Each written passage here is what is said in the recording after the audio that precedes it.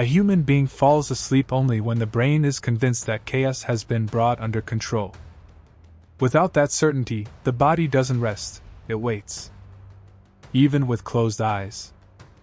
For a Roman soldier, night did not begin when the fires went out. It began when the system took responsibility for his survival. In a world where darkness belonged to the enemy, sleep was not weakness. It was calculation. Cold, deliberate, almost mechanical. Thousands of men lay down on the ground knowing that a single mistake could cost everyone their lives. Not because they trusted luck. Not because they were fearless. But because they trusted order, an order strong enough to outlast their own fear. This is not a story about battles or glory. It is about how discipline rewrites physiology. How rules suppress panic. And why the ability to sleep in danger proved more powerful than any weapon. By the end of this story, one thing becomes clear. Rome conquered the world not through rage or courage, but by mastering humanity's oldest enemy, anxiety. And the question it leaves behind is uncomfortable. Could the modern mind endure what was once considered normal? The Roman army did not begin with combat. It began with the road. Day after day, the legion moved. Not ceremonially. Not beautifully. Slowly, heavily, relentlessly. Through mud, hills, heat, and cold. Every soldier carried a load that would break an untrained body. Weapons and armor, tools, personal belongings, food, everything needed to survive without cities or supply lines. Shoulders bled. Knees ached with every step. Sweat mixed with dust and dried into a mask of exhaustion. This march was not a side effect of war. It was its foundation. A Roman learned how to walk long before he learned how to kill. Historians noted that a legionary's burden rivaled that of modern elite soldiers, without modern boots, shock absorption, or load distribution. Pain became background noise. Weak bodies failed long before the first clash. Those who could not march never reached the battlefield. But the most important part of the day did not come at noon. It came at sunset. Where other armies searched for comfort, a meadow, a riverbank, a hill, Rome searched for control. Engineers at the front selected ground not for beauty, but for water, visibility, and defensibility. They did not admire landscapes. They dissected them. Lines appeared in the soil, precise and emotionless, outlining the future camp.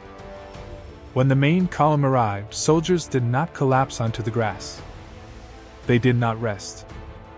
They became builders instantly. After 30 kilometers of marching, after pain, after exhaustion, hands reached for tools, shovels, picks, the delabra. The digging tool mattered as much as the sword, because it separated life from death. The ditch had to be dug. The rampart raised. The perimeter closed. No tent was erected before that.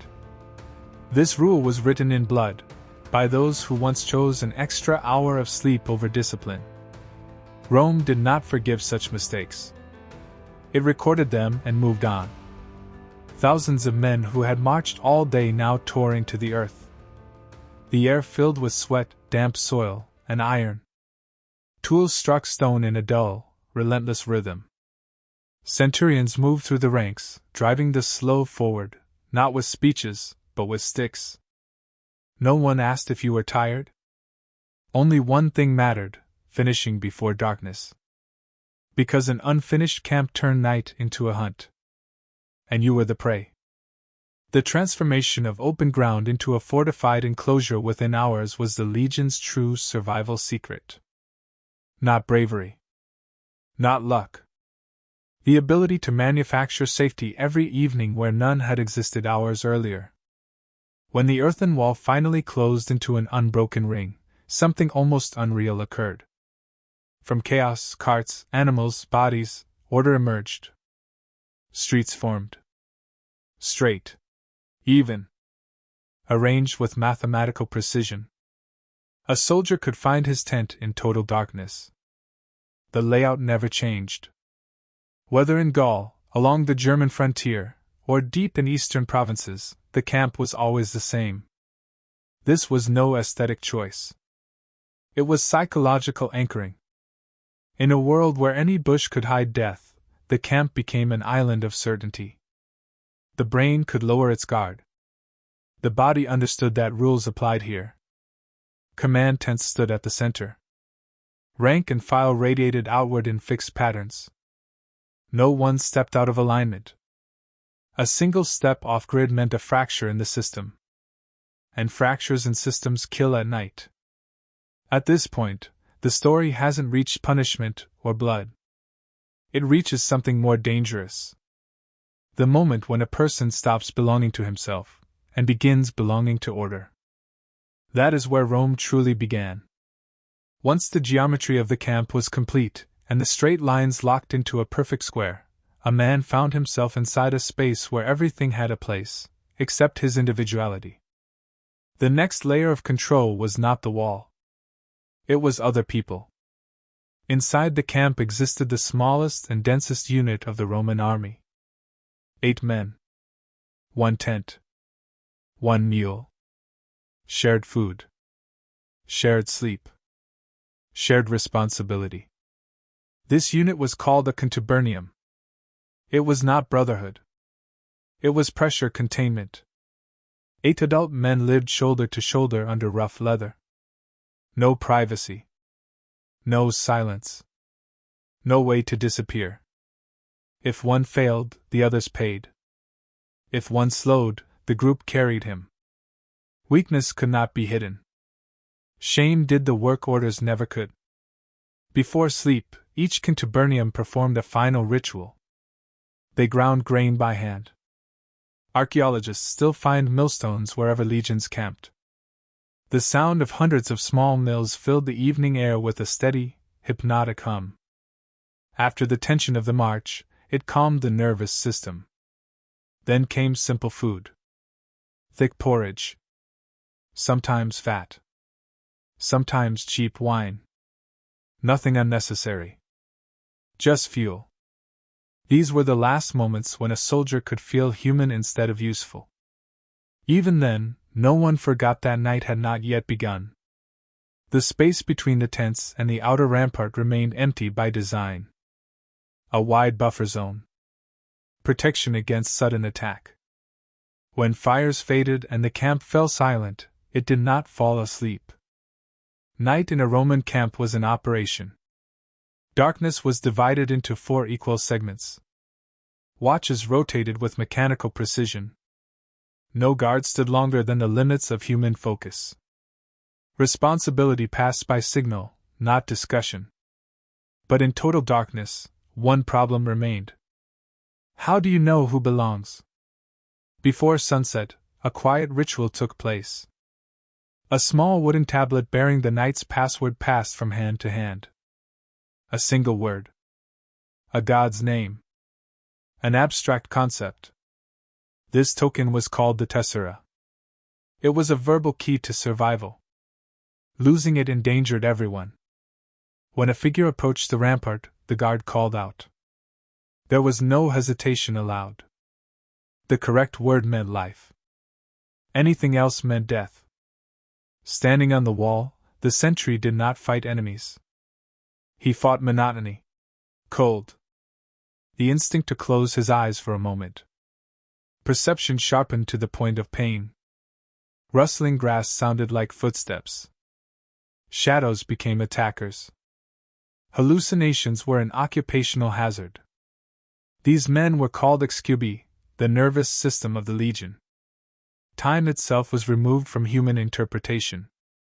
Inside the command tent, water dripped from one vessel to another with indifferent regularity. The clepsydra measured duty without mercy or negotiation. When the final drop fell, the signal sounded. Shift change.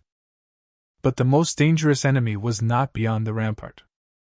While most of the army slept, 4 horsemen moved silently through the camp. Night inspectors. Chosen by lot to prevent collusion.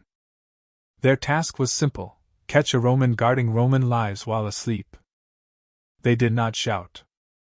They did not wake the offender. They stole proof. A sword. A cloak. A shield.